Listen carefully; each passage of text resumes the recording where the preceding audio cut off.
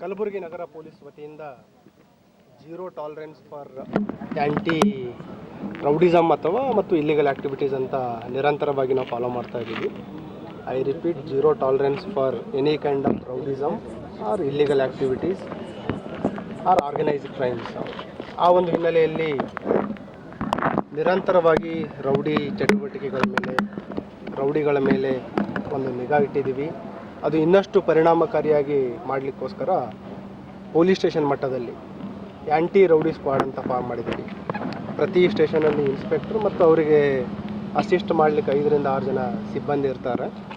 So ಈಗಾಗಲೇ ನಾವು ಎಲ್ಲ ಸ್ಟೇಷನ್ ಲೆವೆಲಲ್ಲಿ ರೌಡಿ ಪರೇಡನ್ನು ಮಾಡಿದ್ದೀವಿ ಮತ್ತು ಅವ್ರ ರೌಡಿಗಳ ಏನು ಒಂದು ಡಾಸಿಯರ್ ಇದೆ, ರೆಕಾರ್ಡ್ಸ್ ಇದೆ, ಅದನ್ನು ಅಪ್ಡೇಟ್ ಮಾಡ್ತಾಯಿದ್ದೀವಿ.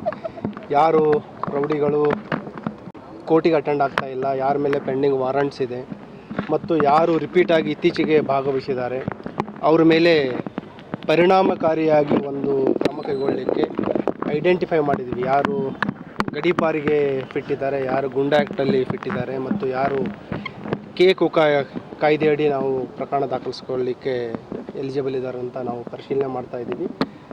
ಈಗಾಗಲೇ ಸ್ಟೇಷನ್ ಲೆವೆಲಲ್ಲಿ ಮತ್ತು ಸಬ್ ಡಿವಿಷನ್ ಲೆವೆಲಲ್ಲಿ ರೌಡಿ ಪರೇಡ್ ಆಗಿತ್ತು. ಈ ದಿನ ನಾವು ಪ್ರತಿ ಸ್ಟೇಷನ್ನಿಂದ ಏನು ಟಾಪ್ 10 ರೌಡೀಸ್ ಇದ್ದಾರೆ ಅವರ ಒಂದು ರೌಡಿ ಪರೇಡನ್ನು ನಗರ ನಮ್ಮ ಕಚೇರಿ ಎದುರುಗಡೆ ನಾವು ಮಾಡಿದ್ದೀವಿ.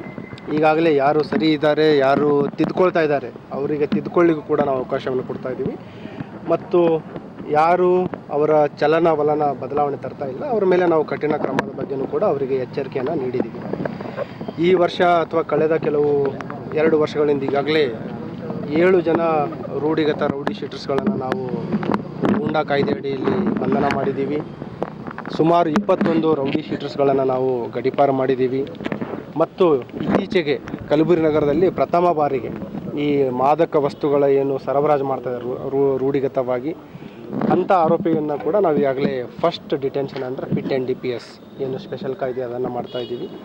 ಮತಗತವಾಗಿ ಈ ಸಾರ್ವಜನಿಕರಿಗೆ ಹೆದರಿಸಿ ದರೋಡೆ ಮಾಡ್ತಾಯಿದ್ರು ಅವ್ರ ಮೇಲೂ ಕೂಡ first time city police commissionerate form ಆದಾಗಲಿಂದ ಒಂದು ಕೋಕಾದಡಿಯಲ್ಲಿ ಕೂಡ 4 ಜನ ಆರೋಪಿಗಳನ್ನು ನಾವು ಬಂಧನ ಮಾಡಿದ್ದೀವಿ.